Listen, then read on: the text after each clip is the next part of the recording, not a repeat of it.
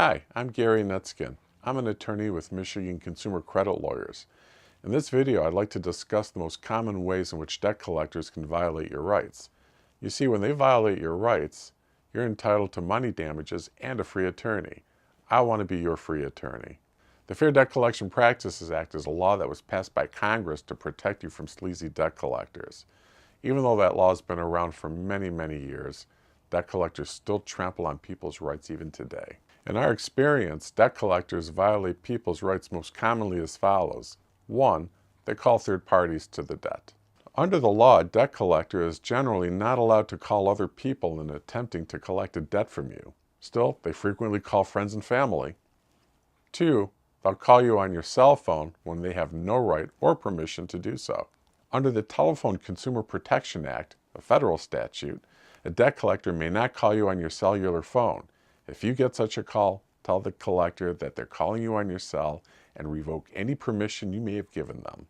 3. They'll continue to contact you after you've demanded validation of the debt.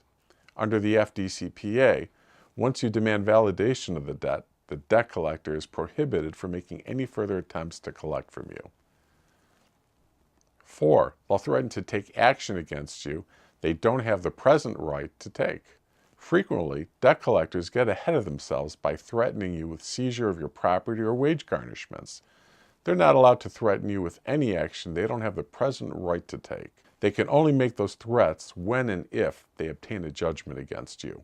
5. They'll call you even after you've told them you're represented by an attorney.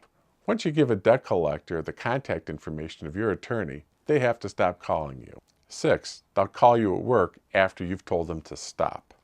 Debt collectors are not allowed to call you at times and places that are inconvenient to you.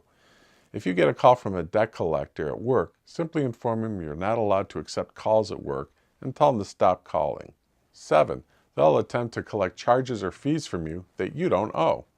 Debt collectors sometimes add their own charges and fees to a debt. That's illegal. Under the law, a debt collector may only collect fees and charges that you've agreed to pay or that are provided for under the law. 8. They'll fail to mark a debt as disputed on your credit report after you've told them that you disputed it. Credit reporting is actually a form of debt collection. Under the law, you have a right to dispute a debt that's reflected on your credit report. Once you do that, the company or debt collector that's reporting the item must mark your debt as disputed. If the debt collector fails to do this, it has violated your rights.